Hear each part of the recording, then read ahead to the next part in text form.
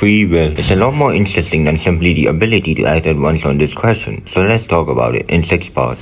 Firstly, if there are things I can't do, like jumping 50 meters high or tackling Derrick Henry when he's running 20 miles per hour, does that mean I lack free will since I can't choose to do those things? No. Just because you can't do some things doesn't mean you don't have free will. It just means you're physically, neurologically, environmentally, or in some other way limited. You still have free will. Even if you are tied up with all your movement taken away and forced to move in whatever way, you still have free will in what you believe. Secondly, this is a big one. Can predestination and free will coexist? Or the other way to look at it is, if knowledge of the future exists, does that void free will? Now, if the knowledge of the future is from a script that people are forced to follow, then no, free will doesn't exist. However, if knowledge of the future is simply that, knowledge of the future, then that future is still shaped by decisions made using free will. Thirdly, staying on the religious theme, whether you're born into a righteous community or not will heavily affect whether you're on the right path or not.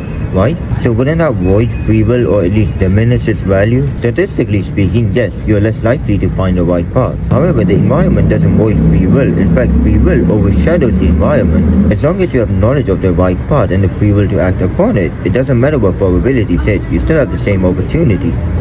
Fourthly, what is the ultimate factor, the one beyond free will that ultimately determines whether we do right or wrong? And does the existence of that not then void free will? Well, no, just because you have a desire to do wrong, that doesn't negate free will. You can choose to do right at any point you want, and as long as you understand the consequences of doing right and doing wrong, then that choice is entirely on you. This next part summarizes the last 4 parts. Essentially, if free will exists, then nothing else matters. It doesn't matter what other factors are at play, and it doesn't matter how limited you are. You have the complete freedom to make the choices you want in at least what you believe, and you will be held accountable for it. Finally, the most important point of the video. I feel like we have a flawed view of free will. Just because you do something without being forced to do it, it doesn't mean you're doing it completely on your own accord. Every choice is almost always influenced by some external source, factor, or being. Whether that influence is you doing what you're told as an act of obedience, or you doing the opposite as an act of rebellion. So free will isn't a choice to do what you want, but it's a choice to follow or go against what you want.